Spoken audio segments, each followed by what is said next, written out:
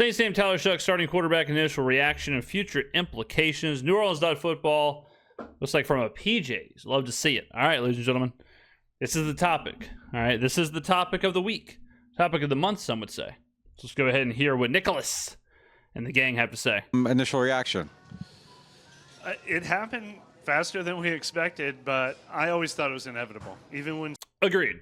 It was inevitable when Chicago happened.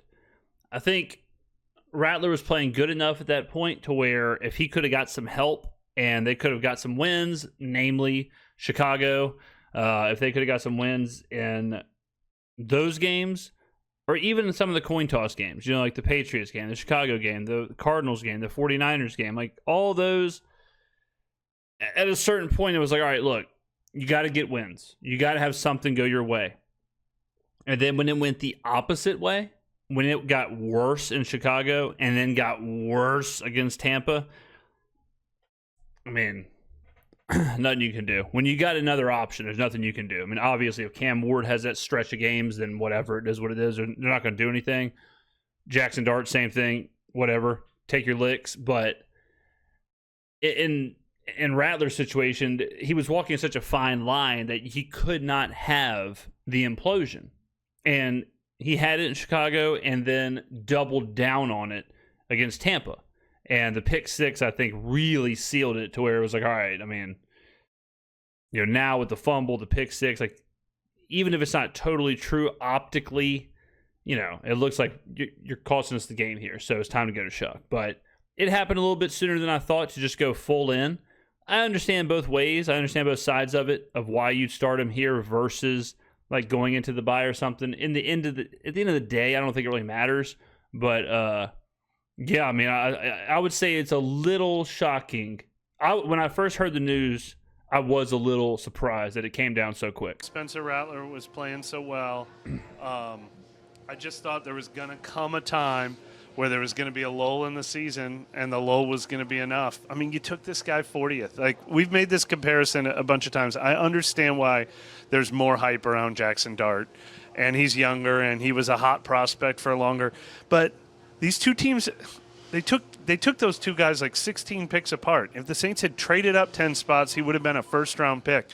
You don't have 1 in 7 teams with their first-round pick on the bench, their top 40 pick on the bench for very long, and the other element being that they've got they're scheduled to have the number 1 pick next year. So look, Spencer Rattler could have landed in a lot better situations than he did this year, but he had to be almost perfect to prevent this from happening. Agreed. It felt inevitable. I always thought the bye week, maybe it's happening 2 weeks sooner than the bye week, but now that it's happening, the circumstances of this team, I'm ready to see it. Like they need something different to look at. They need something different to find out about. And I'm not expecting miracles. I'm not expecting the team to be better. I don't think the betting line moved based on this announcement. I don't think the betting moved the opposite way and moved. I mean, it's negative news. Like if you're just unbiased or whatever, like you hear a rookie quarterback's going to start on the road against the Rams, who are on a bye week, you're going to bet the Rams, and they did. It went from 13.5 to 14.5. So line should move based on this announcement. But I'm really curious. It is the highest draft pick the Saints have made since Archie Manning, and I'm really curious to see what he looks like. No, it's time to see what the old guy. I think Mike pretty much nailed it there. Like I think he hit the nail on the head where, with the circumstances of the team, and I tweeted it out from the Dome. I said, look, it might be time. Like, Rattler's doing himself no favors. It might be time to see Shough. And it was. And, I mean, it's one of those things where, it's not all on Spencer Rattler, but he is playing the position that can be interchanged the easiest when you have a 40th overall pick behind him. And you did take him 40 overall for a reason. So the coaching staff, of course, they want to see him. It is what it is, for sure. And like Mike said, do I expect this to be a miracle situation? No. Do I expect the team to get drastically better? No. But you got nothing to lose. You got to see it one way or the other. I mean, if he's horrible, if he comes in, he's horrible, he's not ready, it's a disaster, you go back to Rattler and you start watching a whole lot of Dante Moore and Fernando Mendoza, right? So you're kind of playing with house money at this point of the season. It's going to take a few weeks. Like, it's not all in on the Rams game. If it's good or bad. Like, okay, then on to Carolina, then on to the bye, then on to Atlanta. Like, let's see how this looks. So be patient. I mean, this is what I would tell you. It's not the Super Bowl is not the Rams game.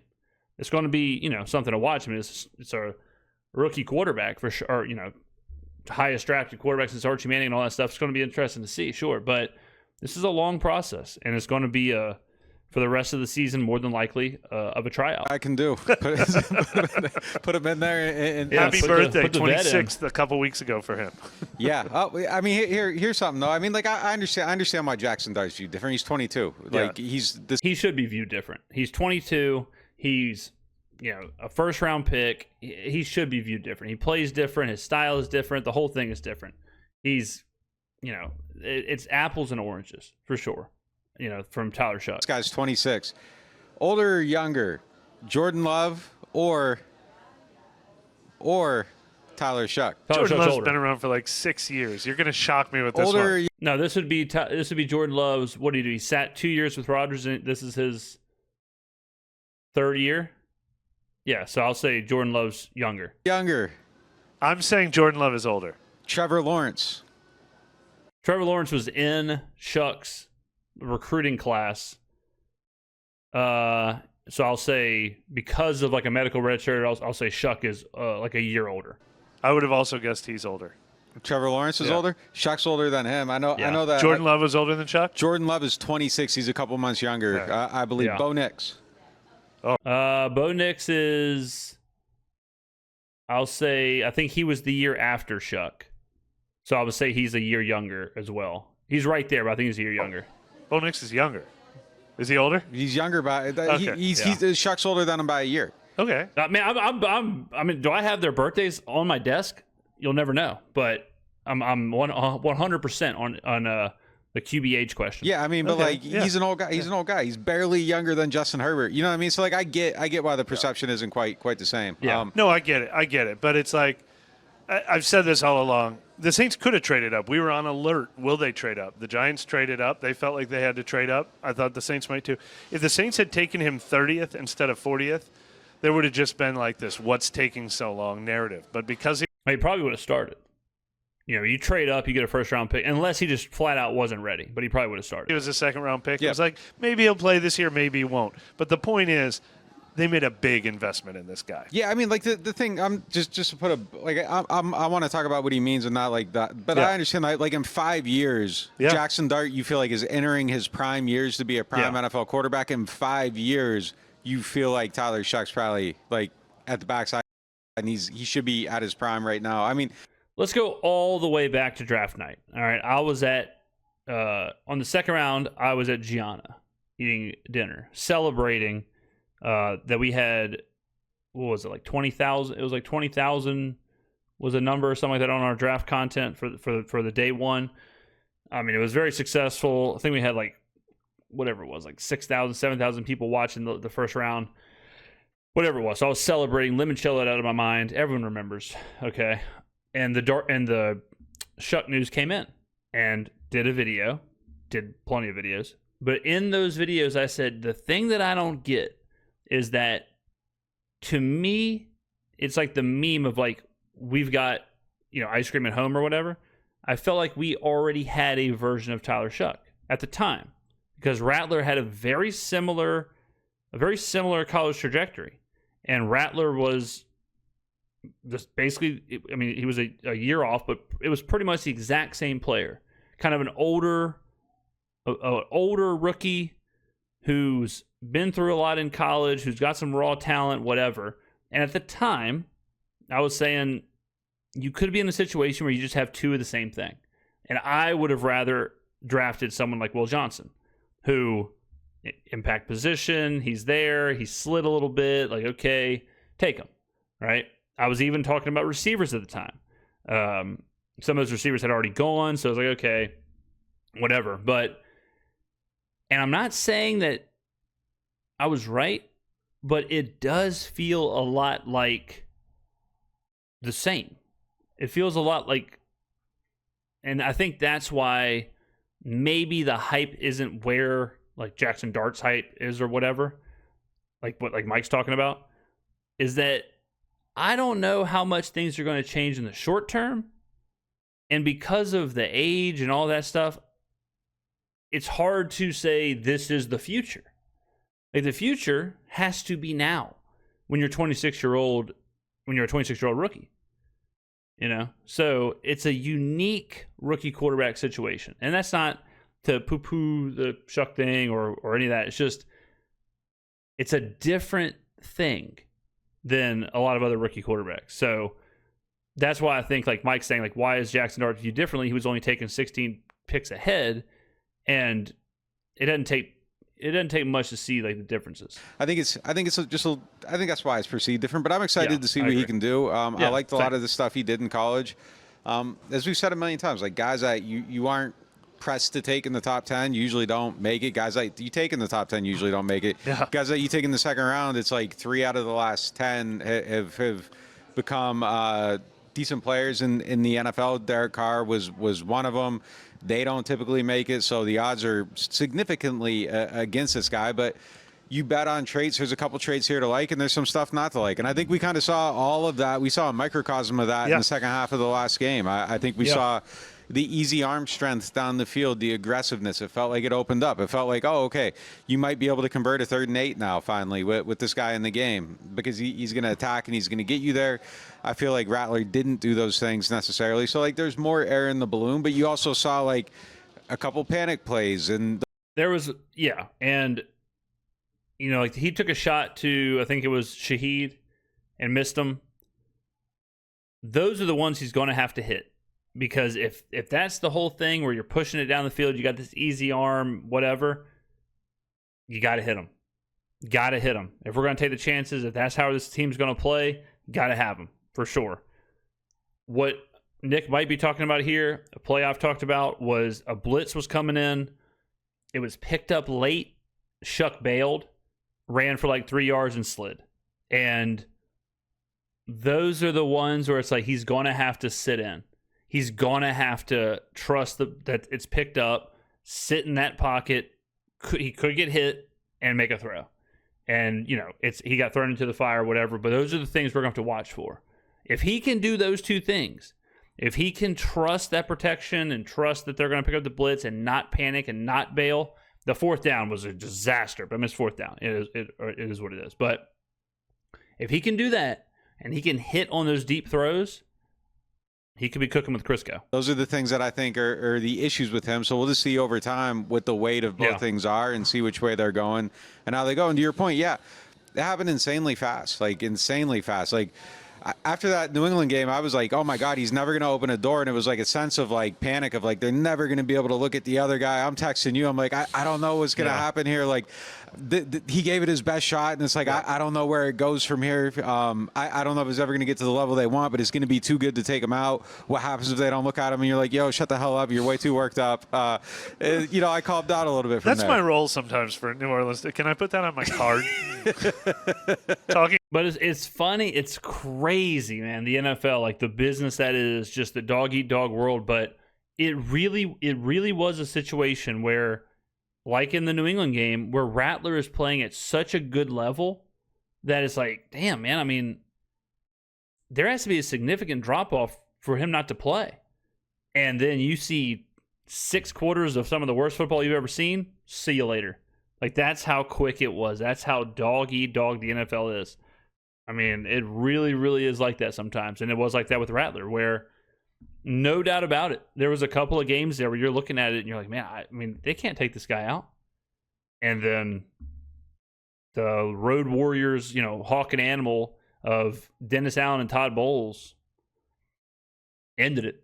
Nick off the ledge. But like it felt like it was like, hey, he's never gonna make a mistake. He's never gonna make. And then all of a sudden, like, it just like nonstop. Poof. I didn't expect that either. And look, I mean, the other thing that's so interesting about this is I don't think Tyler Shough's going to be better than Spencer Rattler. That's a high bar. Spencer Rattler put a high bar out there, and I think Tyler Shough could be worse than that. I expect him to be worse than that. Another part of the now, man, they should have had me in here.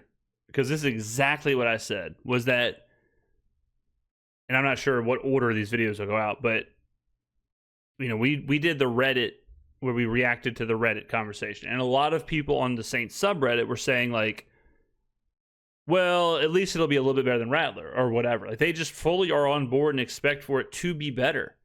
And there's a real possibility that it's not, because Rattler was playing. You take out Chicago, take out Tampa. He was playing at a really high level in the, relatively, like, not a high level compared to, the elite level quarterbacks, but he was playing at a high level in this offense, in this system. Was it pretty? Was it good? Was there point score? No, none of that stuff. But he wasn't turning the ball over. He was running. He was efficient. High completion percentage, all that stuff. PFF grades were high. EPA was high. Success rate was high, all that. So there is a good chance that it's not better. And if it's not better, I am very interested to see what the reaction will be immediately. Now, long term, I think if he is not better in totality, like if we get to the end of the season and there's more downs than ups and there's more red flags than green flags, then I think the conversation becomes very, very, very real with that top 5 pick. If you asked Kellen Moore what he hopes happens, and you had him hooked up to a lie detector test, what I think they hope happens is that Shough is good enough to buy himself one more year. And then they can address other stuff in the draft.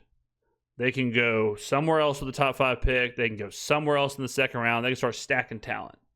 And then in 2027, they can revisit the conversation of the future quarterback or whatever. And it might be Tyler Shough, who knows? That's what I think happens. Or that's what I think they want to happen.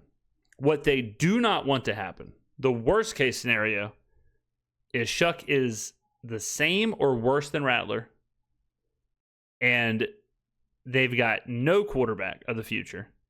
They can't go to Rattler. They can't go to Shough in confidence. They've burned the second round pick in Shough, and they might have to address it with a class they might not be in love with. That's the nightmare scenario. That's how you end up with, the Jets taking Zach Wilson or whatever. Like, that's how that happens. You're just forced into, like, well, whatever. Got to take one of these guys. Who's next on Mel Kiper's big board? So that's the gamble. That's the gamble we're watching. The gamble we're watching is that from now to the end of the season, Shough can be good enough or develop or show enough that they can take something else in the draft and he can play next year. Equation with Shough is there's not a ton of buzz around him because he didn't light it up this summer. We didn't have remember that second preseason game, the 3 touchdowns in the second. He didn't have those moments. He didn't have those moments in training camp practices. He had some good scrimmages. He had some good moments, but he didn't up the buzz. So I think we're going to see growing pains. I think we're going to see a work in progress. So. But what is really interesting, and this is one of many things that's unfortunate to Spencer Rattler, is Spencer Rattler went through the gauntlet. This Rams game is going to be really tough on Tyler Shough, but after this Rams game is over, I think Rattler played 6 of the toughest games on the whole schedule, and then the second half of the schedule gets so much easier. You get both Carolina games, you get Miami, you get the Jets, you get the Titans, you get both Atlanta games, a team they usually match up well. Now, I will say, some of those teams are sneaky better defensively than they seem. All right. Carolina, Atlanta. Atlanta's a team that's not known for their defense. All of a sudden, they're a top 5 defense. But Carolina, Atlanta, Tennessee, the Jets, those teams they're not good teams, but they're feisty defenses. Now, Miami is horrific on defense. No doubt about that. But, there are some – it's definitely easier than what Rattler faced. But there are still some roadblocks out there. Shough could even play not quite as consistently good as Rattler did and find the wins that Rattler could never find. Yeah. Now, that's a good point. Shough could play worse, but because the teams are worse, he could get the wins, which could save him. 100%. Great point. No doubt about it. Whereas Rattler, because the opponents were tougher, it would have taken way more than, just a good PFF grade to get a win. That'll be really interesting too in how all of this is viewed. Yeah, in fairness to Spencer, if this is the last time he starts a game, like just contextualizing it, I would probably say that we probably saw a guy that probably got to around being 24th, 23rd, 22nd best quarterback. I think you could stack the deck around him. If you gave him a tight end that could consistently catch, wide receivers that aren't giving the ball away, I think that you could conceivably see somebody even that we would portray a little bit higher with a little bit added help. I don't think. Agreed. Someone asked me in our chat the other day, like, was he like, how do you evaluate him when guys aren't making plays? I don't think that there was anything here that held back an evaluation. Like, you had an offensive line, the ball's getting thrown, all that stuff. But like, I think that perception of like, if you win a game, like you're gonna automatically perceive someone as being better. If you found a way to beat New England, we view that better. Like, so I think you could have stacked the deck around him and got somewhere. But I think you're still in the back half of that league. I think. Yeah, I agree. I think at the highest, at the absolute peak this year, I would have had Rattler in that like 21-ish conversation for right now. Maybe not even long term, but I would have had him in that world for as he was playing somewhere in there. Like, I would certainly put the ceiling at 20. I would have him somewhere in that like 21 to 26 kind of world. The back half of the starters. Yeah. I think the same thing's going to be true with Shough. I agree. Yeah. We'll see where it goes from here, but I think you're right. He set a great bar. Like, I don't think you're just throwing this guy away. Like, I think that I could see him popping up somewhere as a spot starter and having people have the discussion all over again. Like, should he be the guy? Like, should they play him? So, well, I've said this before, ladies and gentlemen, but until we see a few weeks, like, Shough is going to have to prove that he can stay on the field. And if he's out, I'm telling you, if he comes out there and he throws 4 picks against the Rams and then 3 picks against the Panthers, like, they could absolutely go back to Rattler. I'm not going to say it's happening. I'm not rooting for it to happen or anything like that, but that's how fluid this situation is. That's how fluid this thing is. And that's not even factoring in injury and stuff like that. You never want to talk about that, but kind of similar to Minnesota where, it's like it's McCarthy time, it's not McCarthy time. Like, okay, there's a little bit of flash here, a little bit of flash there, whatever. But these things are very fluid, very fluid. So if all things are equal and Shough plays, he exists and he's not turning the ball over like crazy and he's just a viable option, even if he's a little bit worse than Rattler, I think he'll play the entire season. Like, he doesn't have to light it up to keep his job, but he does have to dodge the same implosions that Rattler had to dodge or couldn't dodge. I think that there's good potential there, and he showed it. It's just, for me, I think as you're building a team in the circumstance they're in, if you had like a built-out team and he falls into it, you're probably looking at it and like, how do you get the puncher's chance to go to the playoffs or whatever? But like, this isn't a team that's in that situation. This is a team that's rebuilding. You need everything, and unfortunately for these guys and for Tyler Shough, you're viewing them through the prism of everything else that is out there. So just kind of rolling this ahead. This topic's presented by Rouse's, a continuation. Okay, there you go. Yeah, I mean, it's going to be interesting. It's going to be an interesting game Sunday, no doubt about it. I mean, I hope he lights it up. I hope we're on the back end or on the front end, I guess, of an incredible story where Tyler Shough goes out there, throws for 350 yards and 5 touchdowns. I would love it. I know Kellen Moore would love it. So we shall see. All right, ladies and gentlemen, we'll be talking about this all week long. Let me know in the comments below. Thank you for watching. We'll see you in the next video.